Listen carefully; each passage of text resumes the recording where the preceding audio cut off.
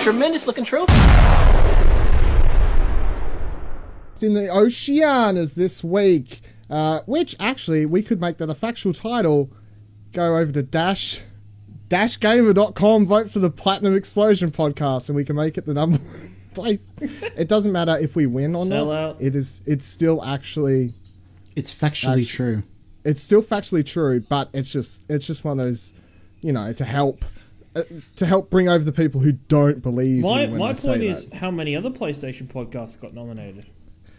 Well, yeah. Well, that's fine. In that vein, we're the number one podcast in the world, PlayStation podcast in the world. There you go. Well, I don't know about that. Oh, yeah. Welcome to the Platinum Explosion, number one PlayStation podcast in the world. Joining me this week, Kieran. You piece of shit. Why? Oh, why are we gonna go into why are we together? Let's adventure back in time a week where Kieran, after missing out because he had to do some stuff at home, missing out on Platinum Explosion, sits down to listen to Platinum Explosion on Tuesday. The first 10 minutes of it is just shit talking me. It's just shit talking me, and you wonder why I attempt to kill you every week. As an independent listener, it was very entertaining to listen to. No, fuck you. You've just joined the club with Dylan and Ash. And Ash, you're not on this show, but I know about your sidekick shenanigans. Joining the shit-talking Kieran club, Nicholas is here. That's me. That's not It's Your Boy. That's disappointing. Our fans demand something more. That's nice to hear. What is happening? Oh my god. Okay, let's just jump into the big week, the biggest... We can just tie the biggest game of last week and the biggest shenanigan news all into one big topic and just talk about a whole bunch of Star Wars Battlefront 2 stuff. We'll talk about the game first. We've all played it to some degree. Nick's the only person that's finished the single player, correct? Correct. Finished that. And we've all played, I assume, some degree of multiplayer. Then we can talk about the whole loot crate, all that stuff afterwards. But let's just start with general impressions of the game. Do you like it? Do you dislike it? What do you like? What don't you like? Multiplayer, single player. Starting with you, Kieran. Starting with me. I like the idea of the plot and the story of the game, the single player game. Okay, with no spoilers, what's your issues?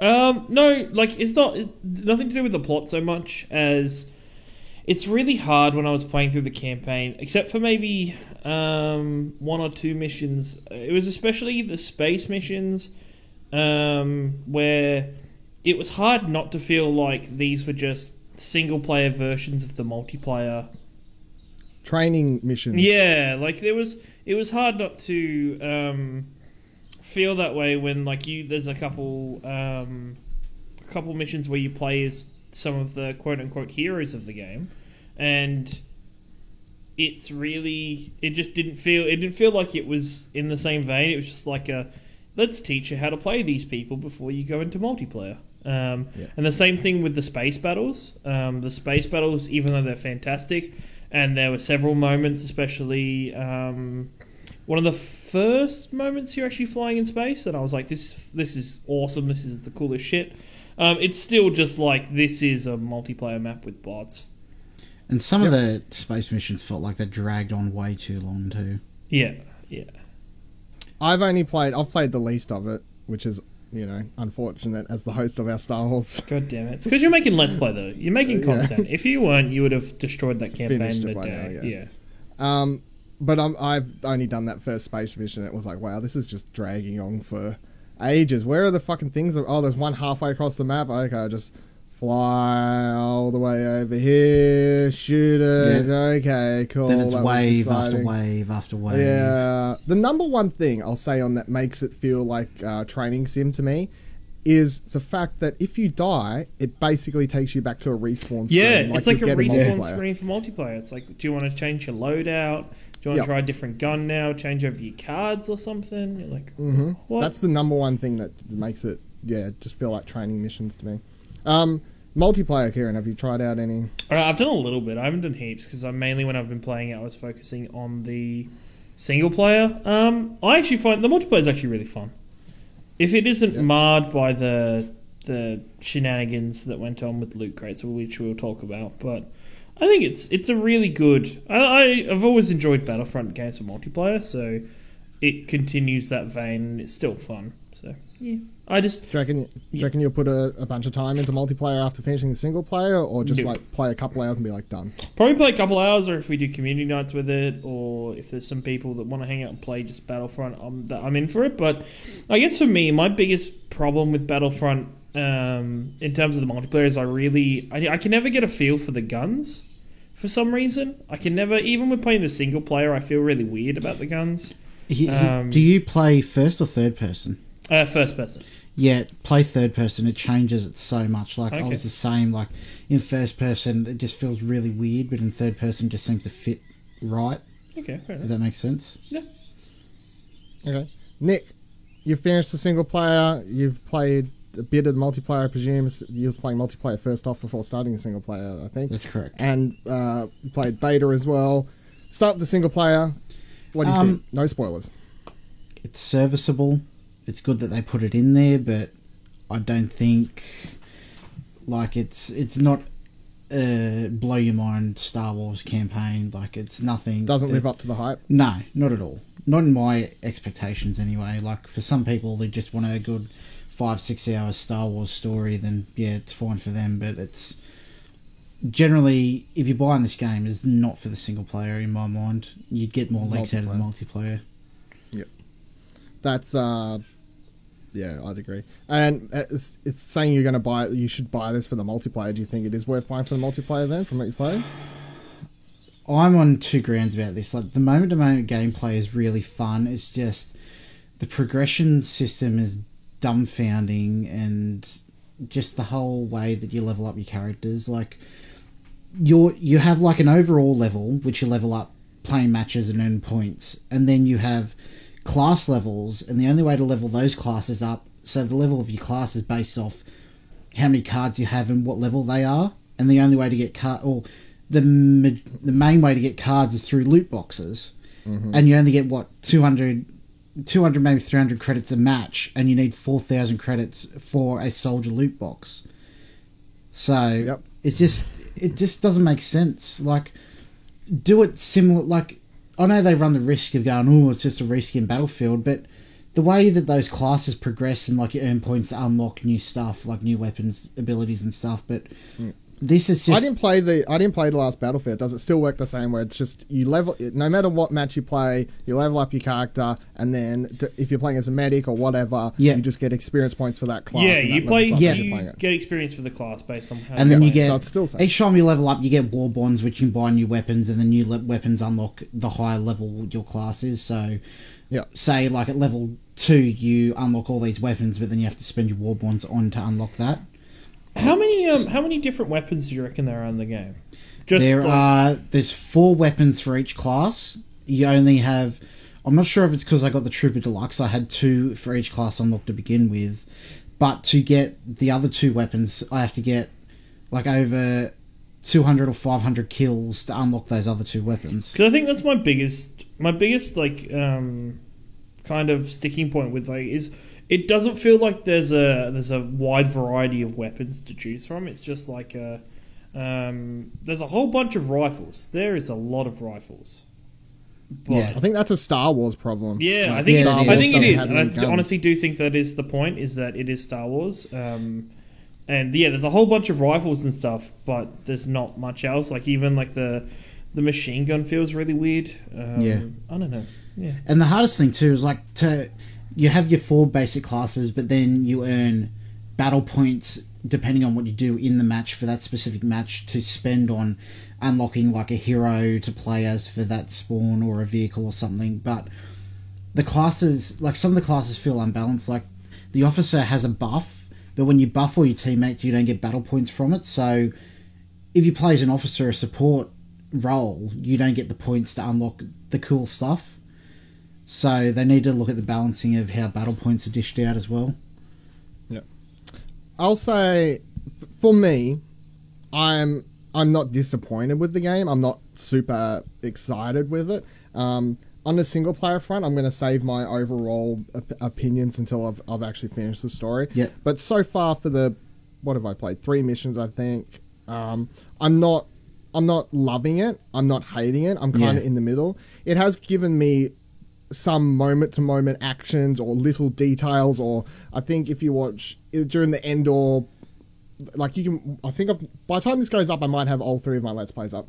But I think in my Endor one, like I paused at some stage because they mentioned the character's name that's from like the books, and I'm like, oh, I hope that person turns up in here. That would be really cool. And I know for a fact that I'll get to see a character from the Aftermath books turn up in this at some stage, and that's exciting. So it's going to hit me on these sorts of levels where I'm seeing a lot of extended universe book or comic characters and situations come to life, like seeing that the droid with the Emperor's face on it, which we first saw in the Shattered Dimension comic 2 years ago.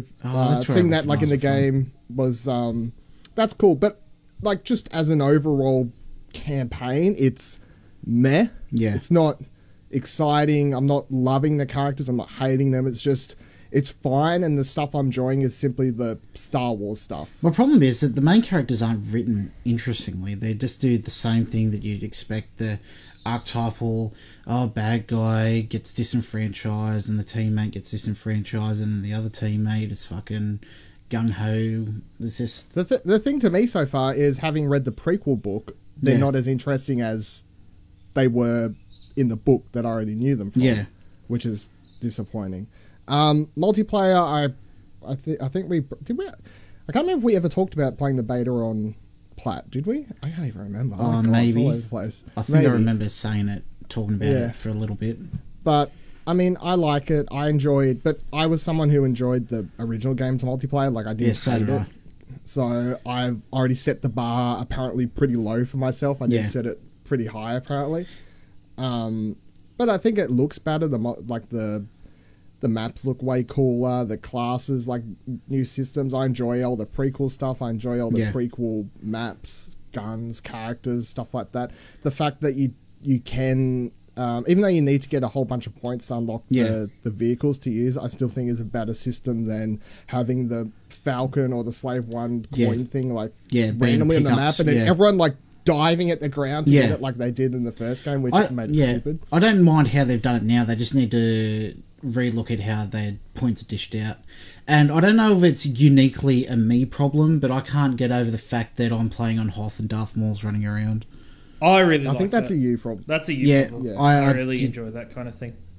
I can't. I just because can't. It makes me feel like it's like a toy box situation rather than we're recreating a battle. Yeah, that's what I don't like. I want the battles recreated for me. We've had that's what I think. That's what I think the original Battlefronts did so well. That these ones just haven't been able to recapture. Well, it's never going to be a proper recreation when you're playing multiplayer, because there's the dude next to you teabagging the enemy T player, and you're like, well, that's canon. That happened. That totally happened. We saw that happen. That was a real thing, yeah. You don't know what happened off camera. Even in the first game, Luke's just running around on the Hoth map, just killing dudes left, right, and center. It's like, well, this is canon. Like, Luke was here. This definitely happened. He definitely just ran around killing soldiers. Yeah, he was there. I think for me with it, the most fun I've had in the story mode so far has been literally the first time you play as I can't remember the main character's name now. Dylan, Iden, thank you. It was literally the first time I played as her was the most fun I had in the game, because escaping the ship was the most fun, because I really liked the whole, I liked being stealthy and and working my way and that kind of thing, and then I haven't gotten that again. I think they've tried to do it in several sections, but some of the stealth mechanics really suck. So it hasn't quite done what I was hoping it to do with when I saw those sections. Yeah. So, just how far have you gotten, Dylan? I'm up to the... I don't think it's a spoiler to say, because we know you play as heroes. Yeah. I'm up to the mission where you play as Luke. Have you played that mission yet? Nope. That mission's also really cool. Story-wise. It came up. It was like, here, you're playing as Luke. I'm like, all right, I'm done for the day. And then I haven't got back to it. For me, that is really cool. The worst one. It's really. I didn't like playing it, but I enjoyed the story of it. Yeah, lore-wise, it's fun. Lore-wise, it's really cool.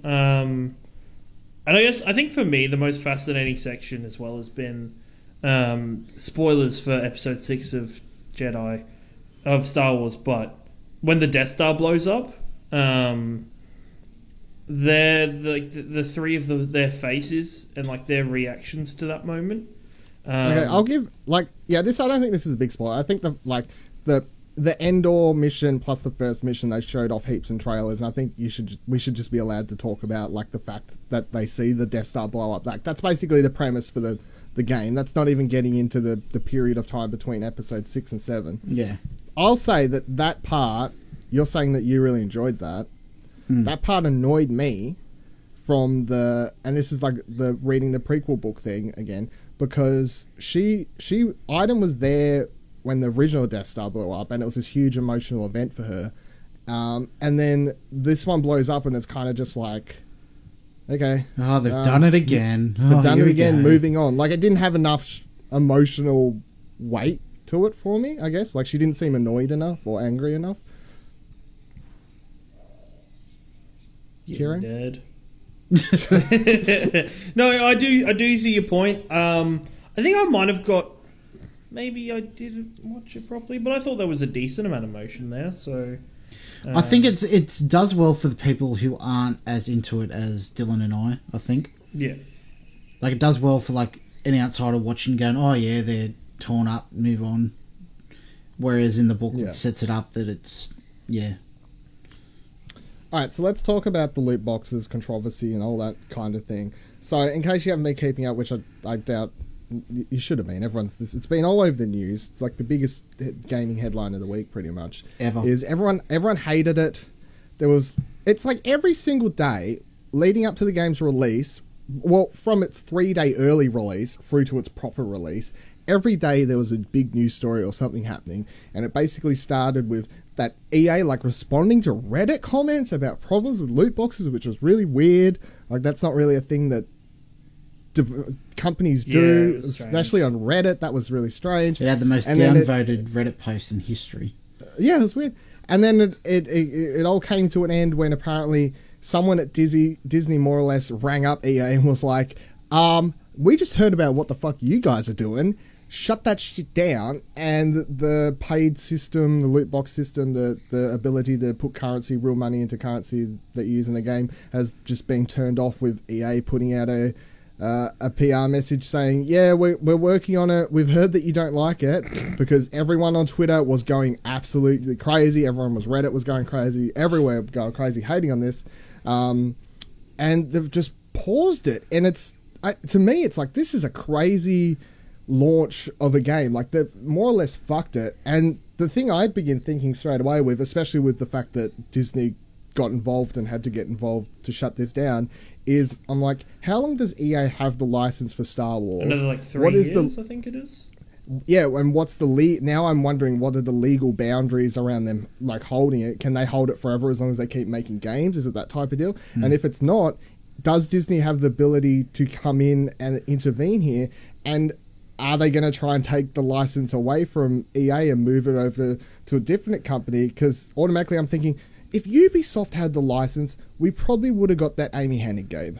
Because that game sounded exactly like the type of game that belongs at PlayStation Ubisoft. Had the license. Well, I don't know if I'd give it to a I don't think they'd make it exclusive. Developer. That would be, that's like chopping off like part of your wallet. That's like saying no to money. They wouldn't do They did it with Spider-Man. Spider-Man's a bit different, though. Spider-Man's a singular kind of section of a universe, not like an entire... Here's Star Wars. Spider-Man compared to Star Wars is much smaller.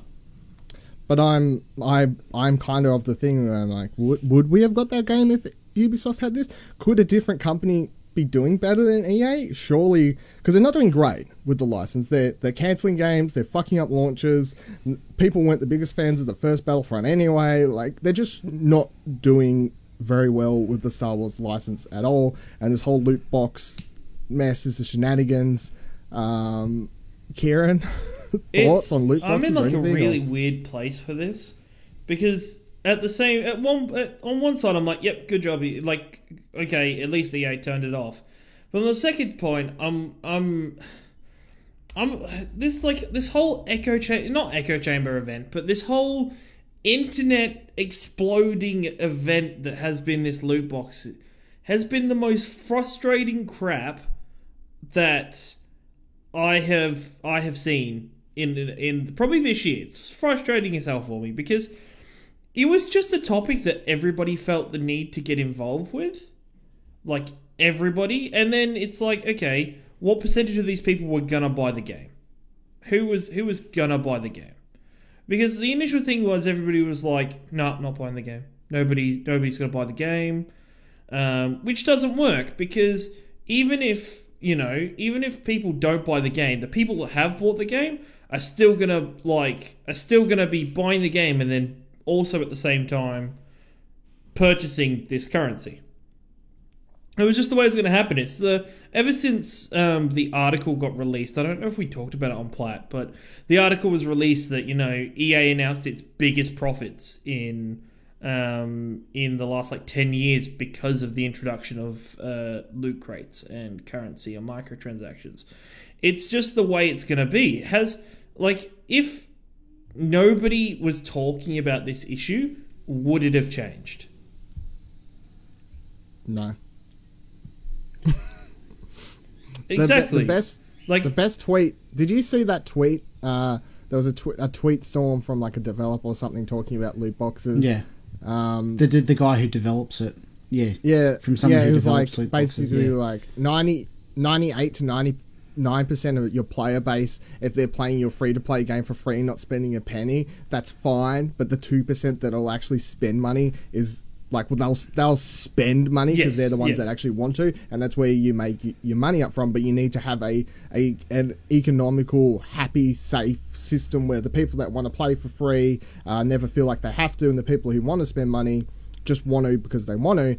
I feel like as console players have the least experience with free-to-play loot crate systems, all this sort of stuff melded into one, and PC players have been dealing with it for longer and stuff like that. My biggest experience with paid content and loot crates and stuff like that was when I was heavy into League of Legends.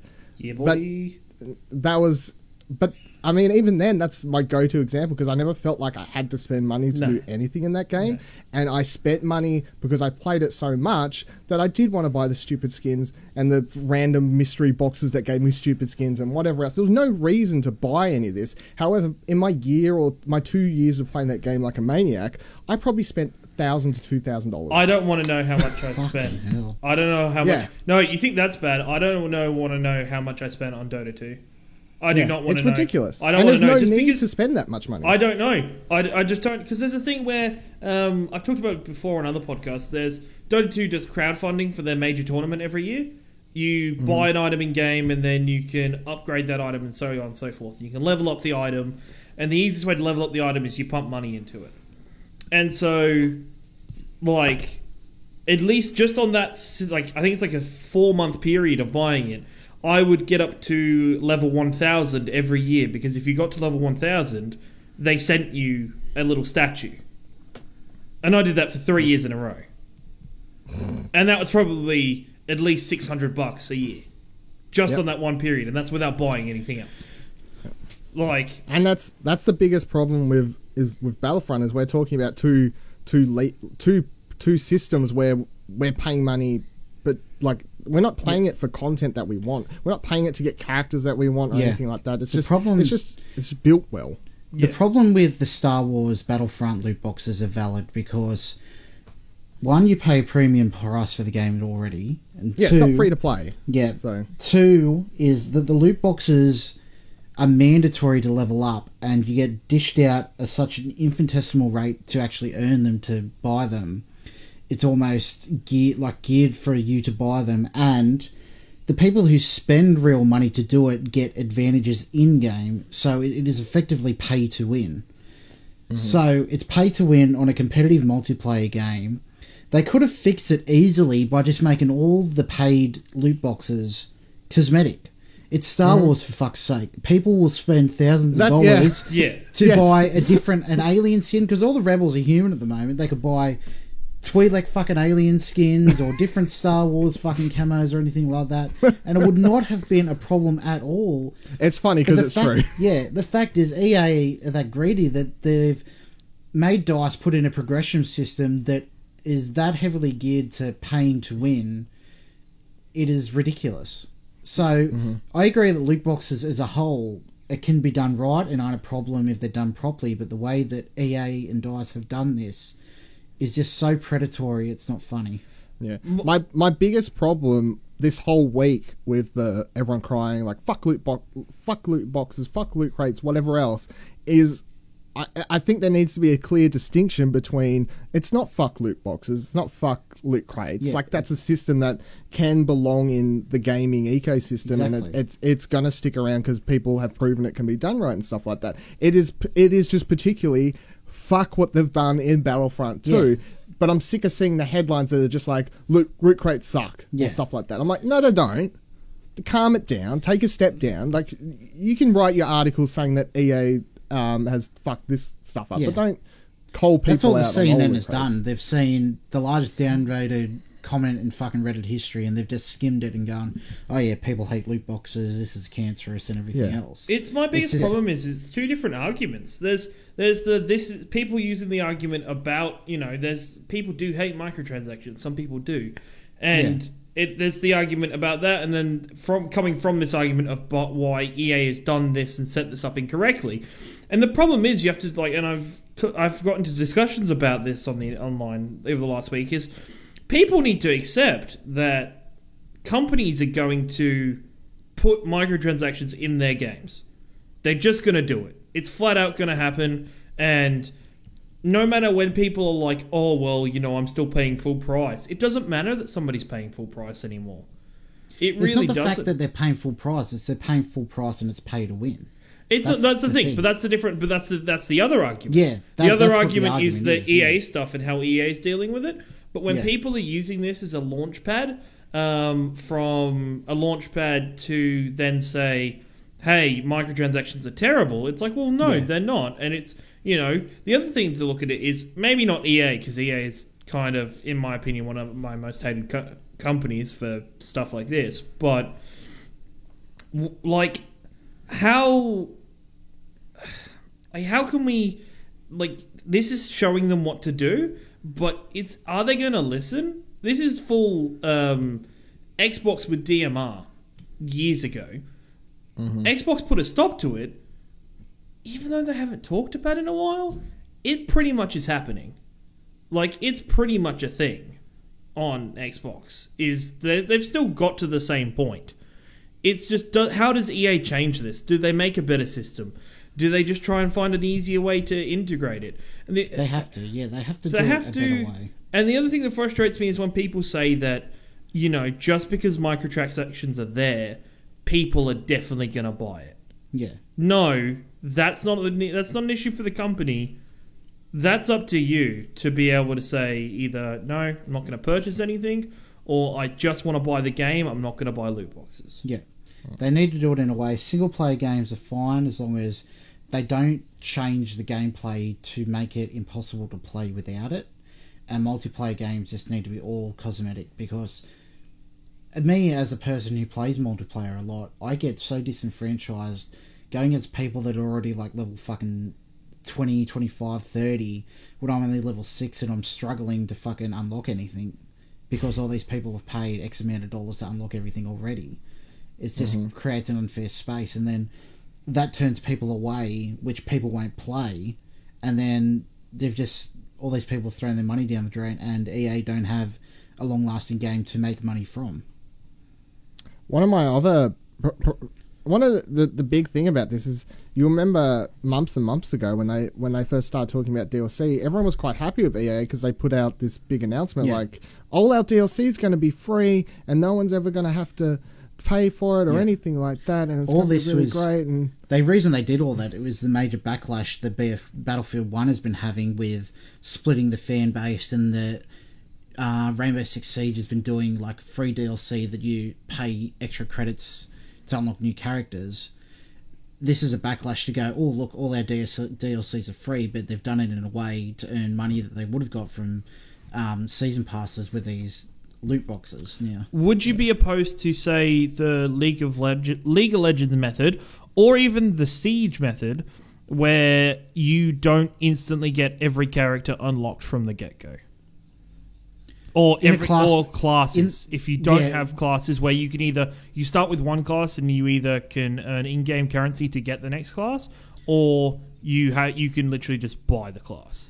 Well, for Battlefront, that can work because they're releasing the new heroes that you have to pay for with in-game credits. So it's a similar sort of thing. So yeah, as long as people, and that's the thing, that's the questions these companies have to ask is, if they're going to do microtransactions, like put some feelers out, talk to people, look at other companies that are successful, like, Dota 2, League of Legends, Overwatch. Overwatch is equally as bad.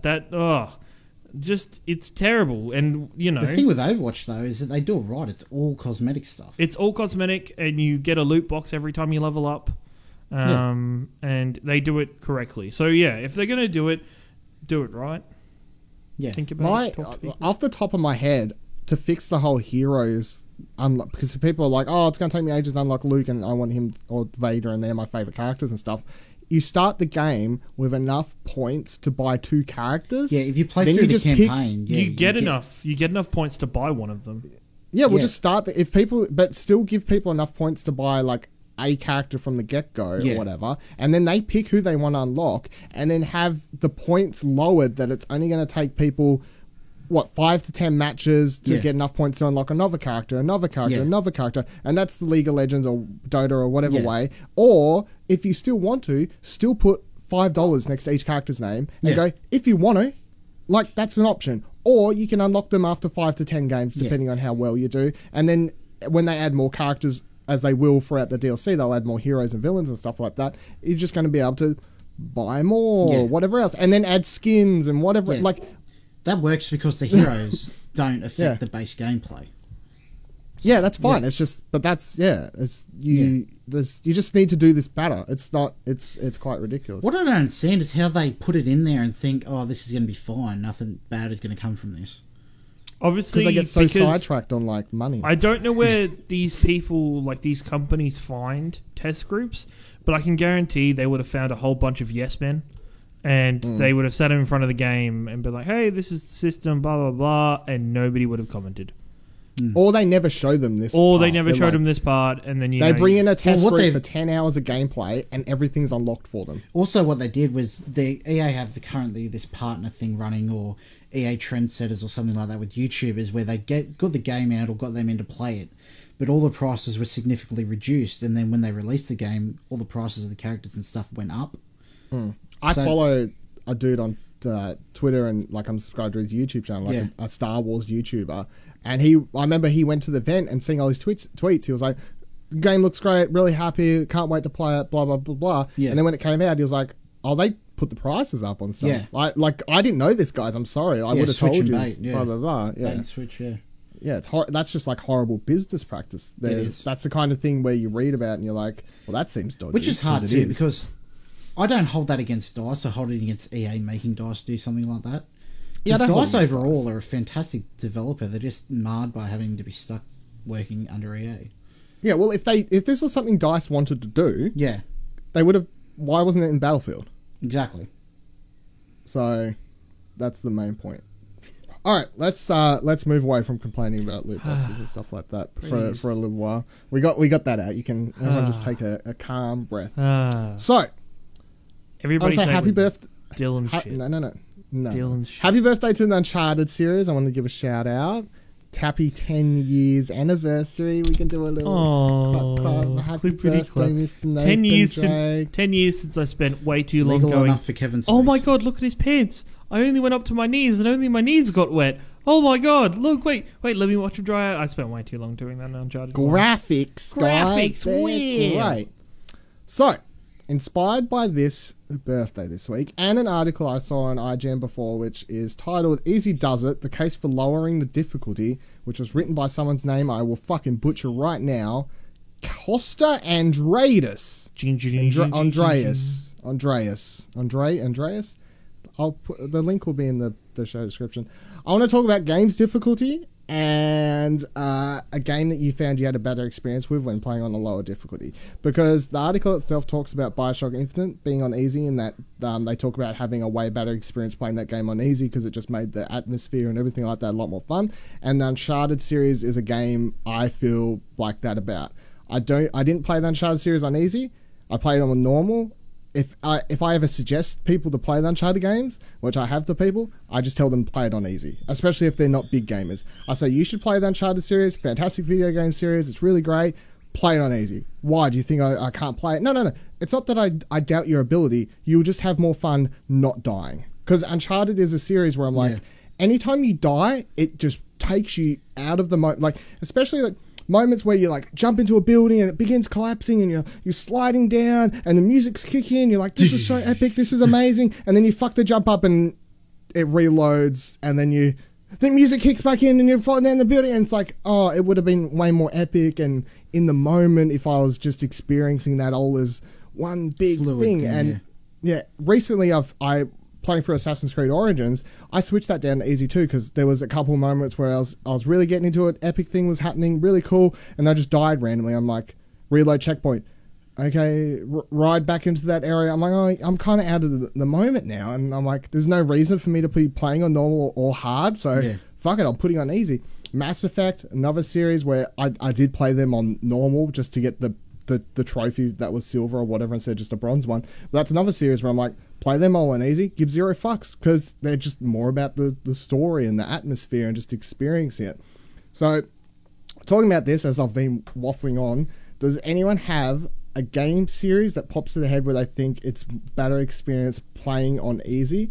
Or does anyone have any issues with the whole like, only babies play games on easy? Because games difficulty in gaming has been something. Look at Wolfenstein 2 that's just popped out, and even Wolfenstein the original ones. Like, you look at the difficulties, and it's like the easy is called like you're a baby or whatever, and the one below it's like, your fucking mummy will let you play video games. They want you, they tease you to play on harder difficulties. But playing Wolfenstein 2 during Extra Life, I'm like, fuck, this isn't fun. I'd rather just play this on easy. Like.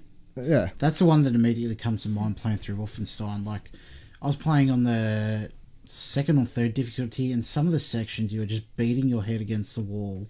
Like this one, like arena type section you have to get through. I think I spent like 2.5 hours trying to do on that difficulty.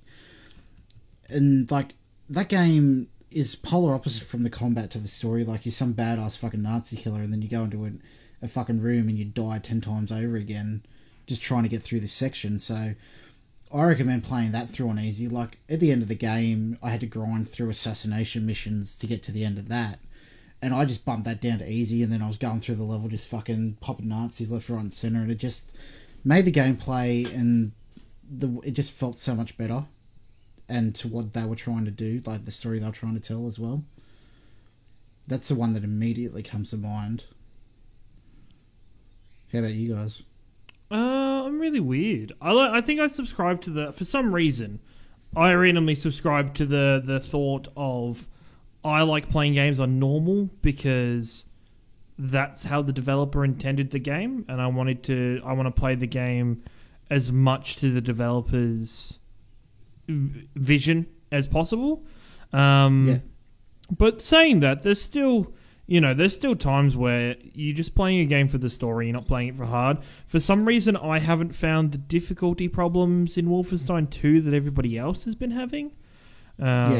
I've been quite enjoying it. I know Jack and Jono were discussing it the other, like when we were at Extra Life, and when I started it, I was a little confused with, I didn't find it quite nearly as hard as they were making it out to be, so, maybe. But, you're just an elite gamer. I'm just elite, man. It's just what I do. I don't know. I don't think there's any games where I'll strive to play on easy. I think there's games where I'll play on normal, and part of me will wish that I could play it on easy, but then I just stick to it because I like to finish what I start. I don't know why. There's something about there's this thing kind of ingrained into gamers about being hardcore. Being hardcore, but also like, games that used to give you penalties and stuff for dropping down the difficulty levels. remember the most fun I ever had. Actually, related to difficulty, most fun I ever had was Oblivion. When I was playing Oblivion, and I was like God. I was destroying it. Anything I wanted to do was the easiest stuff in the world. A friend of mine, a week later, because it was a week before we'd been playing co-op, and we'd just been taking in turns, swapping controllers, doing stuff. A week later, my friend, I was like, oh my God, dude, like my character on Oblivion's like really, really awesome now. I don't know what I did, but he's so cool. And he's like, oh, did you change the difficulty back to normal? I'm like, what? He's like, yeah, we were doing a vampire section, so I turned it to like super easy. And I literally spent a week playing super easy Oblivion, where you just one-hit everything. And But you was having a blast. I was having a blast. I thought I was amazing. I thought I was really strong. And that's my thing. Like, especially with Uncharted games, I can definitely see the allure of playing that, because, you know, Uncharted is as close to I'm going to get to playing a good Die Hard game as possible in many ways. Like, action-packed, stupid things are happening that don't make sense. Nazi zombies. Yeah, exactly. Like, and I do see, and also the difficulty curve on Uncharted is ridiculous. That actually, Uncharted 1, when I went back and replayed through the series last year, I did play through Uncharted 1 on easy, because the difficulty on Uncharted 1 is only two of those games I've platinumed, and that's the Vita 1 Golden Abyss and Uncharted 4. I'm never going to go platinum 1, 2, or 3, because playing those games on hard or that crushing Lazarevich boss battle, I swear I could fucking kill somebody. It is bullshit. Like, there's no way anyone playing those games on crushing is having fun, unless in your mind you're just so sadistic about, like, you just want to prove that you're such a hardcore gamer or stuff like that, because it's not fun. And here's the thing. Here's the big definition to me. Those games on crushing, if I say, like, oh, they're bullshit, they're too hard to the point that it's not fun, there's always going to be that one person that's going to go, you're just not very good at video games, or something like that. I'm like, it's not fun. 1,001 grenades getting spammed at you, whatever else. It's ridiculous. Bloodborne, or the Demon Souls games, or whatever, they're games that are... Now, here's the big difference, because Uncharted... They're designed to be hard. Yeah. Uncharted is a game that's designed to be a movie. It is designed to be cinematic, and for some reason, they offer you the ability to play it in a way that's not fun. The Uncharted games, as far as I'm concerned, and The Last of Us, I think, all Naughty Dog games of recent, should all have one difficulty, and they should just be like, here's how the game is designed. It shouldn't be too hard. It shouldn't be too easy. It should just be fine. Bloodborne, Dark Souls games, one difficulty, because they're designed to be that difficult. And you don't get angry, because that's the game. Exactly. That's just how it is. The problem is that a lot of companies just don't they design it one way, and then they just add arbitrary difficulties to it, like, oh, this person has X hit points, or 10 more people spawn in this area. They don't design the difficulties properly. If they're designed properly, then I don't have a problem with it. It's just when it's arbitrary and not designed to be that way is when it's not fun anymore. Was it Horizon that came out this year that had story mode? No, it wasn't Horizon. There was a game... Uncharted 4 added Uncharted mode. I think Horizon also had a story mode added to it. Yeah, which is really good. Like, as I've spoken about him, and as he's been dubbed on this podcast, Capable Kieran is not capable of playing video games on a harder difficulty. And so he plays games for the story, so those kind of difficulty settings are great for him. I guess for me, imagine a world where Telltale Games had difficulty settings. Yeah, it'd be fucking bullshit. It'd be dumb, you know. Because when you mess those up anyway, they're also games where it takes you out of the moment. Yep. Like, if you accidentally mess up a button mash, or like press triangle instead of circle or something, and Batman dies, or whatever the hell else is happening, whatever one you're playing, it's just like, because then you have to replay like the last minute of stuff again, and it's just like, Whereas in the moment, the first time you're experiencing it, you're like, "Oh, I'm having fun here doing this. It's actually exciting." I think for me though, I part of me prefers that compared to I don't know if you played this side quest in Assassin's Creed Origins, but there's a side quest you can play where you're in a temple and they're like, "Hey, our temple has these like fights where one person represents the god, and they take on all these people. It's like a sign of the god's strength." And the side quest is that you take on the god's champion. You are the god's champion, and you're supposed to fight through.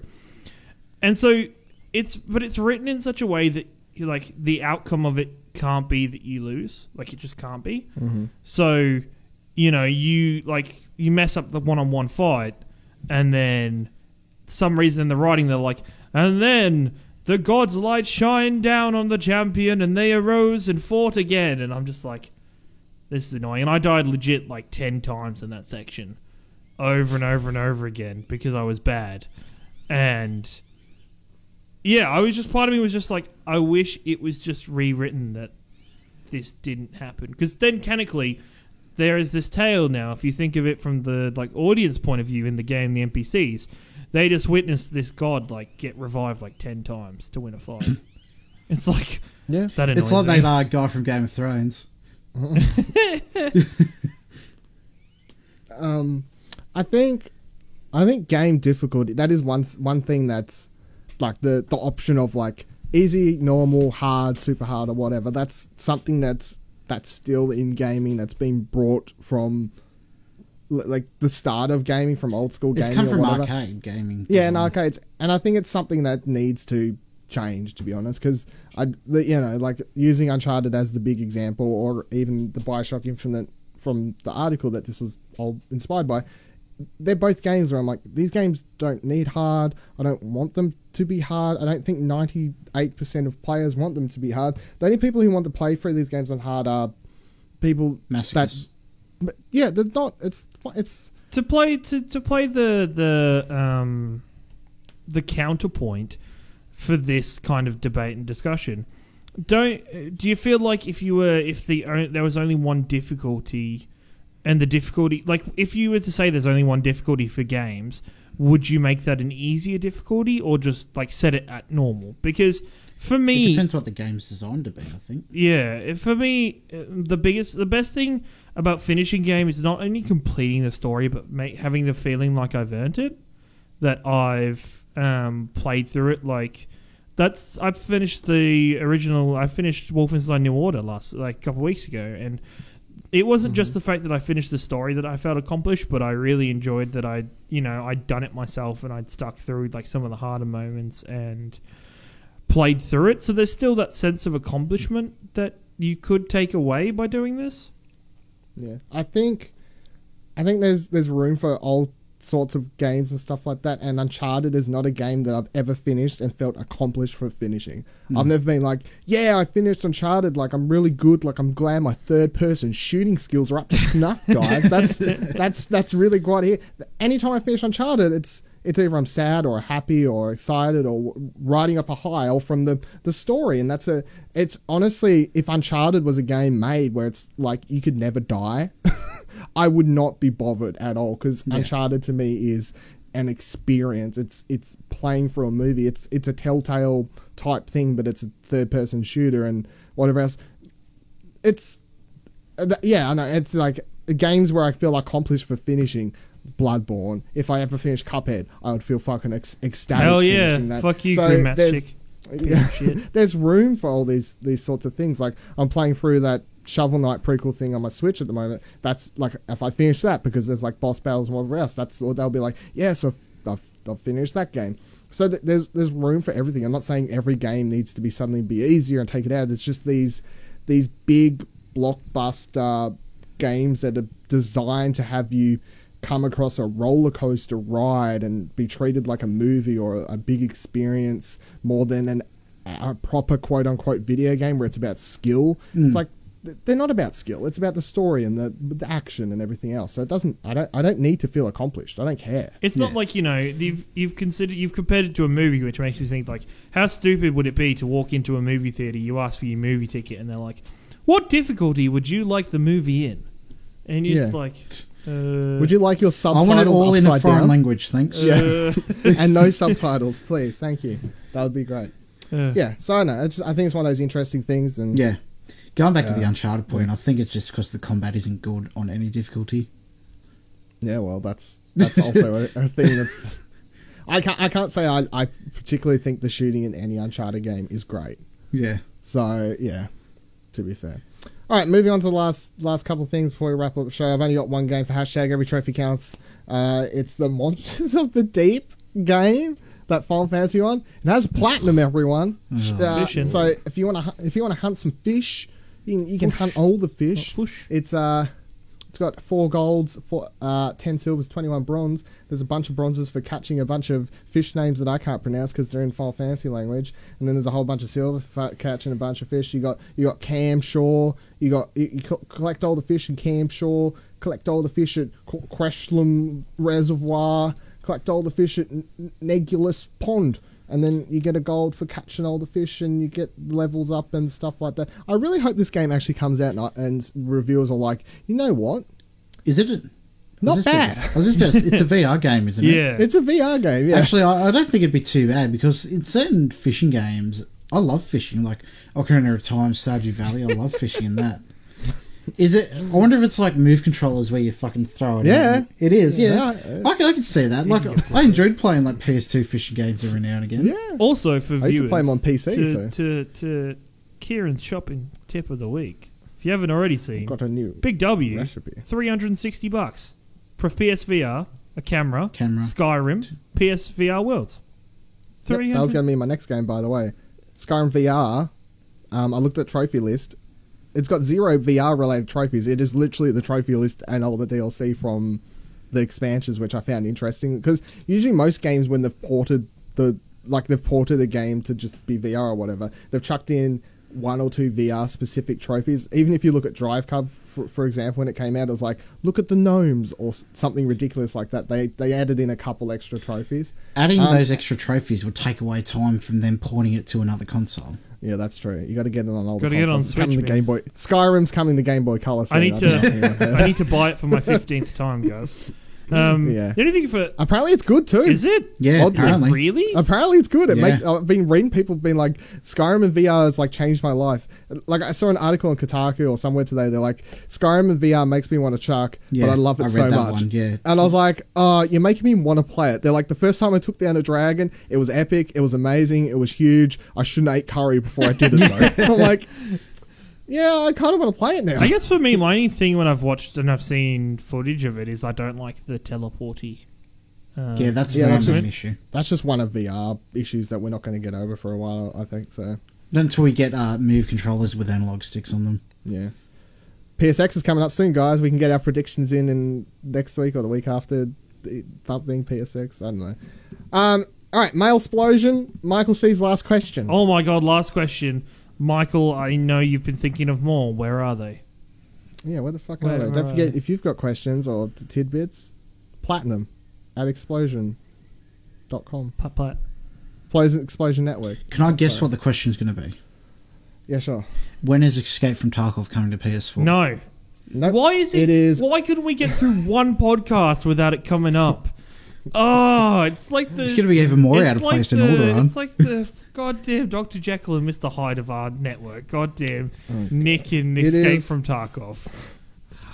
It's a question to which I don't really have an answer because I've never had to do it, but use mine. Which game did you play so much that you had to turn the console upside down? I've never had to turn a console upside what? down ever. Why in my would life. you need Yeah, to turn the console upside down? I had a similar sort of thing with the PS2. It wasn't so much a particular game, it's just the console was dying and I had to put it like stand it up or lay it down or something to get it to actually read the disc. Really? For Yeah. what? PS2s or Yeah. something?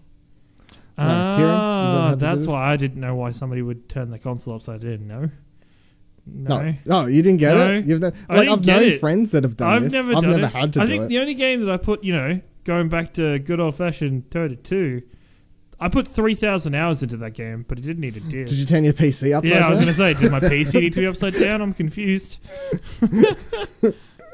No, it's like the same to me as like games you played so much on Game Boy that you had to blow in the things, or like SNES games or 64 clog it games you had up? to blow in the. You never had to Did you blow know? in. No, do you know on the cartridges it has written on it, "Do not blow into cartridge." Yeah, but everyone did Everybody it. Anyway. did it anyway. Liquid Try and destroy tell it or me something everyone. like that? Don't Because try you and blow the act dust like I'm a further weirdo. into the cartridge. Yeah, don't try and act like a weirdo. Everyone like did it. Blowing with your mouth. Yeah. With your mouth. What were you? What do you mean what think were I'm you blowing with? thinking? Don't worry, you young naive children. Oh my Oh gosh, god! what was This what is not- was young Nicholas Pryor doing with N64 and Game Boy I cartridges? tell you what, Galaga really got me going. I think I don't know about last week because I wasn't on, but every time I've been on since we got back from Extra Life, Galaga has been mentioned. By the way, as we wrap up the show, if you'd like to understand that reference and you want to hear us talk about video games, you can now watch the Pleasure Explosion Live Extra Life video. I would suggest watching the video over the audio version that is up on YouTube, bit.ly/Explosion Network. You should wonder, probably why watch is that to that, understand Dylan? the Galaga joke. What? Why is that, Dylan? Why would you prefer the video version over the audio? We were perfectly good. Because it's a hot mess. Even after I fix the audio up somewhat, it is still a hot mess. Kieran, where do people follow Right, you? people can follow me over at your boy Ringo on Twitter, or come hang out with me sometime this week, maybe Wednesday night, or sometime at twitch.tv. No, it is Wednesday night. It's on the Your schedule. boy Ringo. Yeah, it's on the schedule. Crap. No, twitch.tv/Explosion. What did I Network. say? I said slash your You boy said Ringo, didn't I? What an idiot. Go, That's your Twitter, maybe? yeah, that's my Twitter. Okay. Nick needs to sell himself. Nick? You can find me this Wednesday afternoon, more than likely streaming Escape from Tarkov. And you can follow me on Twitter at Lord Empire, PRIOR.